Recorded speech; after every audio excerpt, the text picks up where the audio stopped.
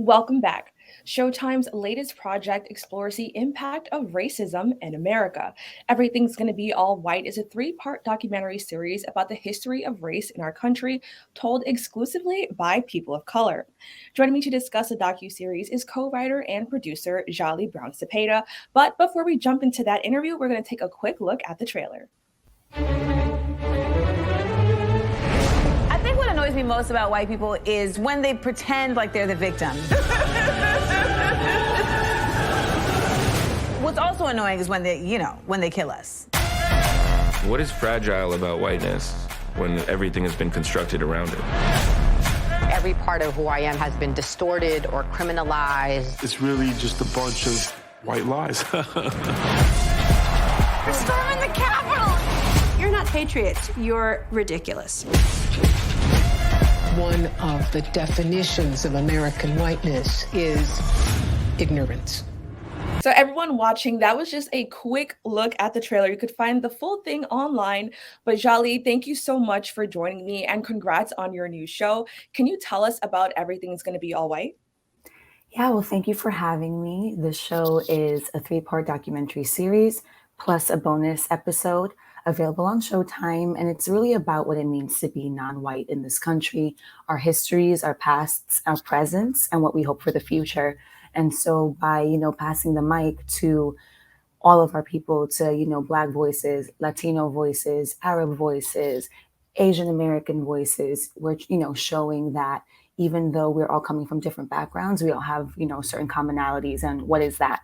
We all have to navigate a little differently, being here, but being people of color. Now, how did the concept for the show actually begin? Like, what inspired this? Well, as a Black woman, as a Latina, as a non-white person, we think about race constantly. Even if it's not at the forefront of our minds, we're talking about race. We're watching things about race. Race comes up the moment that you leave your front door, and so the concept came out a couple of years ago.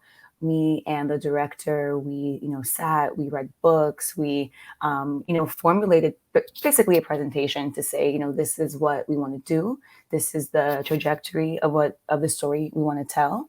And then after presenting that, it took some time, but the summer of 2020 definitely catalyzed many organizations and outlets to want to really talk about race and identity and what it means again to be non-white here in this country navigating. And so from paper basically to calls with folks and trying to figure out who are the best voices to lend their opinions to the series. And after a year plus of shooting and filming and interviewing folks, here we are. Now, can you walk us through the process of bringing the show from paper onto the screen? I think this is really exciting.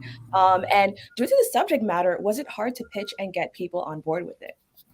I think that in general, when it comes to conversations about race, identity, these things are harder for, folks in general to want to talk about unless you are someone who is growing up in a community or a household where these conversations are always being had. And so I think in general, folks kind of shied away just naturally from these hard conversations. But something that was incredible that came out of 2020, such a crazy, chaotic year in so many ways, was people saying, hey, let's have these conversations, let's actually, let's open it up, let's start dialogue and let's start listening to one another. And so the process is really, it's just like any other presentation or project in any other industry where you come up with, these are, this is what I want to do. This is my mission. This is, the plot. And this is what, and this is why I think this story is important. And then you bring it around to folks. People say yay, people say nay. And, after that, you begin staffing your project once you get that okay. And it was a lot of production, a lot of, minds coming together for this project. And the really cool thing about it was that, myself, the other producers, all of the director, we all had a say in this story because we were all coming from different backgrounds of, some capacity, whether it be gender, race, age, geographic, different cities. And so in that, we were able to come up with something, I think that's pretty different. Now, given the state of the country and how we've been discussing race, as you mentioned, were you at all nervous to be a part of this, or did it actually give you more confidence to be more open with it? I think for me, it ebbs and flows. Sometimes I'll say it's like a 90-10 situation where 90% of the time I'm very confident, in what I think, what I say, and what I'm presenting. But, there is that 10% because we live in a time now where you can't just disagree with people, but that disagreement can lead to, violence, can lead to being attacked online, can lead to these sort of situations. So as a woman, as a Black woman, as a Latina woman, we know statistically that women of color bear the brunt of online hatred. And, people can't just say, oh, I don't like your project or I don't agree with it, but things get verbally abusive and violent and like weird and whatever. And so for me, that's always something that I think about. Thankfully, I know how to mediate that. I know that the majority of the people who are online are people I'll never meet in my life. So, that's fine. But it is something that unfortunately you do have to think about because, like I said, we can't just disagree. We can't just agree to disagree anymore. There's always that little threat that's lingering in the back. But art, yes, it is a documentary series, but art is subjective.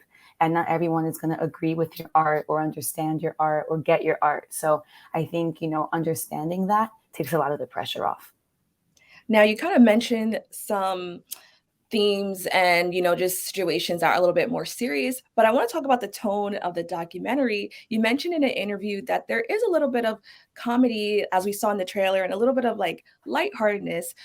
Was that intentional, and why did you want to add that?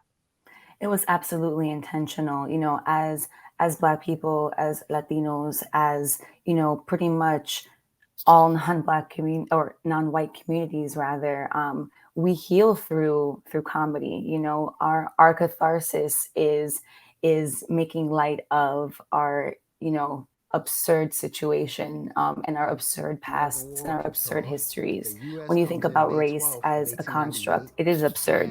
And so I think that by, making people laugh and maybe laugh at moments that they feel uncomfortable laughing at, we're showing, hey, it's okay to laugh at this particular segment or this particular little joke that's in the show because it is ridiculous. Like it's ridiculous the way that race has been used to enact power and to maintain power by certain groups and just historically speaking. And it's not just obviously an issue in the United States, but anywhere that is a colonized space. And so we wanted to push the button a bit. And also a lot of conversations that center race are very heavy because obviously the byproducts of race and of these power constructs are heavy, right? But in the same breath, we persevere, we keep on trucking, and it's funny, at the end of the day, it's like a cruel joke, race, right? And so that's why we wanted to have that comedic light because it's okay to laugh, like when we're talking about race and identity and just what it means to be, right? Like to exist, it's easy to harp on the heavy, on the sad, on the injustices, but it's also important to not have those injustices and not have that heaviness be, weighing you down all the time.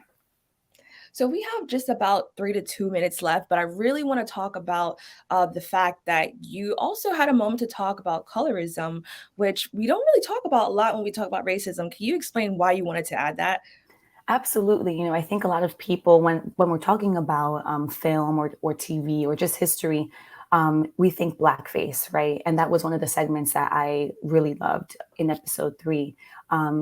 We think about things having to look one particular way to constitute as blackface or to constitute, as being racially insensitive. But that has totally shifted, right? Like, you're not going to have people who are outwardly all the time dressing in blackface. Obviously, we know that this does happen throughout college campuses. So many, photos of folks in the past have been unveiled. But what does that look like today? It looks like blackfishing. It looks like, using different color emojis that may not resonate with, your actual racial categorization, right? And so I think that when we're talking about colorism, it's such an important conversation, because racism and the powers that be, the isms, these byproducts of colonialism, are not just, pun intended, black and white. They're so nuanced and they show up in so many different ways.